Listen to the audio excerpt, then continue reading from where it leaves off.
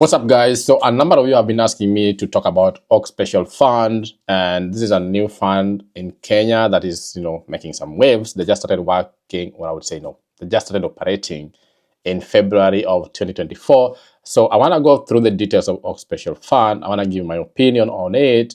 But what I'm also going to do is I'm going to do a comparison in a different video between Oak Special Fund, Mansa X, and any other investment that you could get into compared to this one. So someone did ask me this on the YouTube channel, so shout out to that person who told me, hey, can you check out Oak Special Fund, tell us your opinion about it?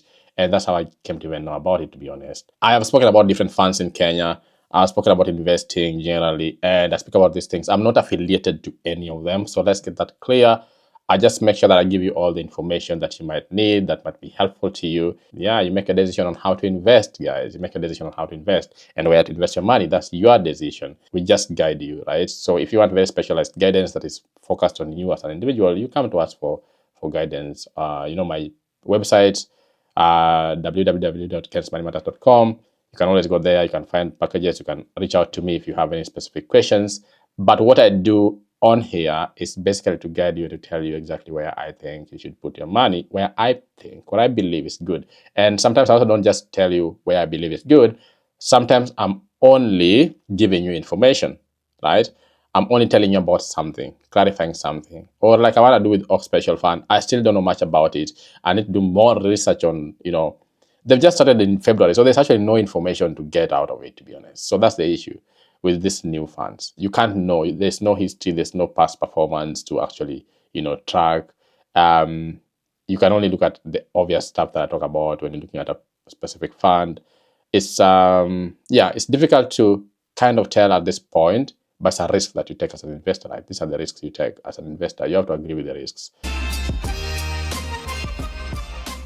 Ken's Money Matters, we talk about the money mindset, how to make that money, how to manage that money, how to enjoy that money, how to invest that money, and how to assure yourself of a lifetime of income, basically financial freedom. Shout out to whoever said I should talk about Oak Special Fund. I'm going to go through the details of this fund, everything you need to know, everything.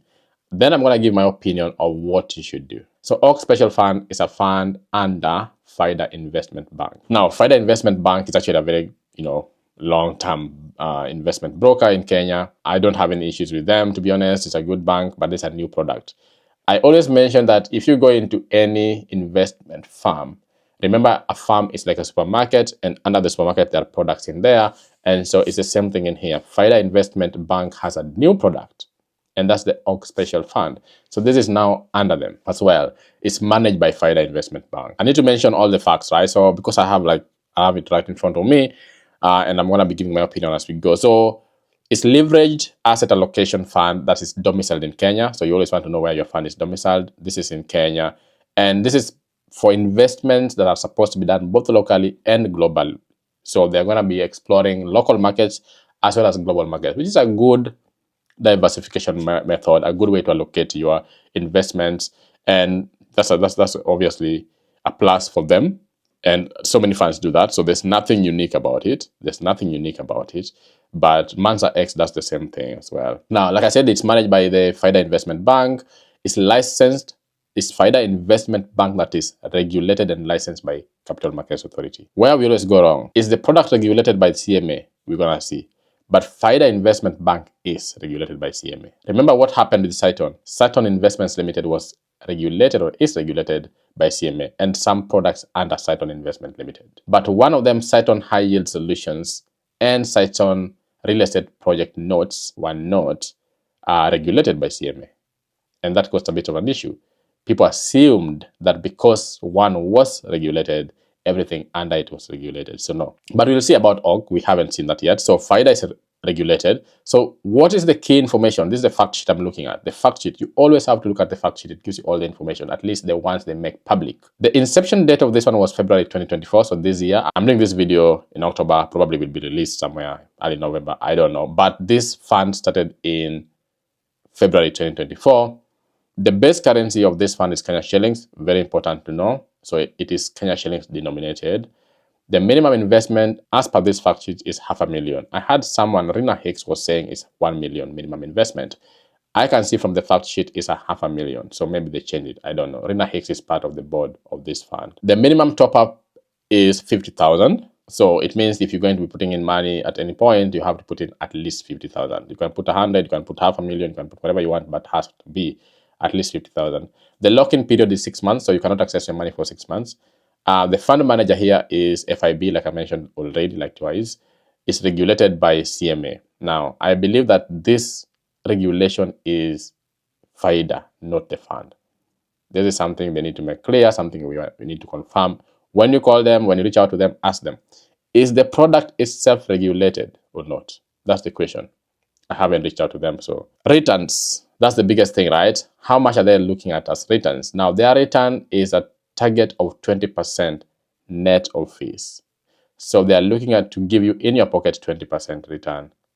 Meaning, if you invest in this fund, then that's a target, guys. That's a target. So it started in February. They haven't had the 1 year yet. Let's see how they perform early next year by February. Let's see what they say their performance has been. So they're targeting 20%. What gets into your pocket after all the management fees, after all the taxes as well, after any fee that they're deducting. So they're targeting 20% annual return. Now, with 20%, if you put in $500,000 and you didn't add any money, you're looking at around 100,000 return on $500,000 investment.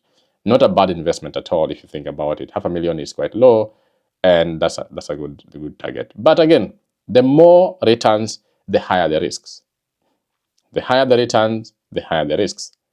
So just be aware that it can go up as well as down. And I believe this fund is the one that can actually go. I don't think they only invest in debt securities. Obviously, with that kind of investment, we look at their portfolio in a minute.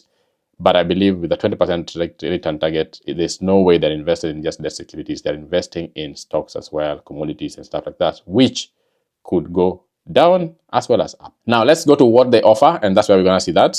It invests in a wide range of asset classes, both globally and locally, as it ensures a diversified, balanced portfolio. So they have forex trading. So they basically participate in the foreign exchange market, trading currencies, which again is really, really volatile. So obviously that 20% is just a target, but they can even go to negative, guys. Be aware of that. Be aware of that. Precious metals, that's another one, right? So precious metals is like gold, silver, diamond, whatever, platinum. So that's always to help against inflation. Then they have commodities. Commodities are like agricultural products, oil, groundnuts, stuff like that, which again is supposed to offer them some level of growth. So the forex trading is supposed to help with the maximizing profit in fluctuation of foreign exchanges.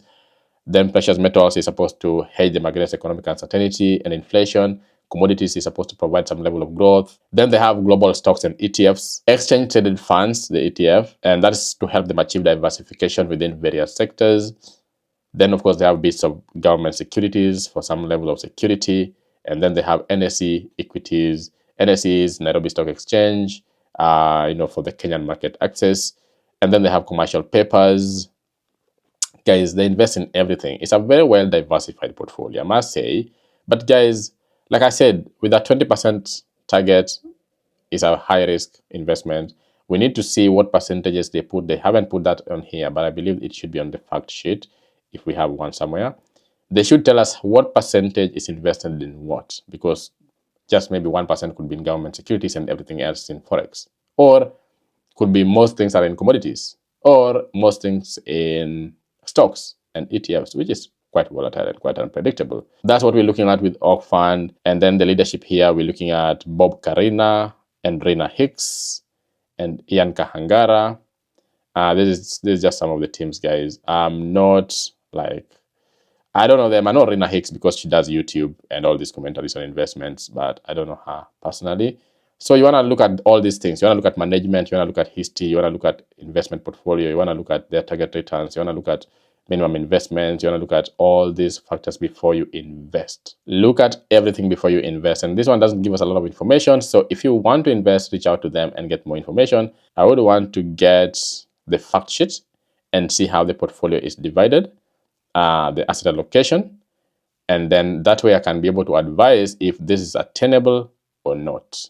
Maybe I should reach out to them. Anyways, guys, that's Org Special Fund. If you were to compare it to Mansa X, I would say Mansa X already has like a good history. You can get more information, and Mansa X has a really good fact sheet online that has a lot of information. So I might do a comparison at some point with that and see where we are if we're comparing the two. But so far, that gives you all the information about Ox Special Fund. Let me know what you think about it in the comment section below. And if you are invested already, let me know. If you're thinking about it, let me know. If it's something you don't want to hear about, let me know why.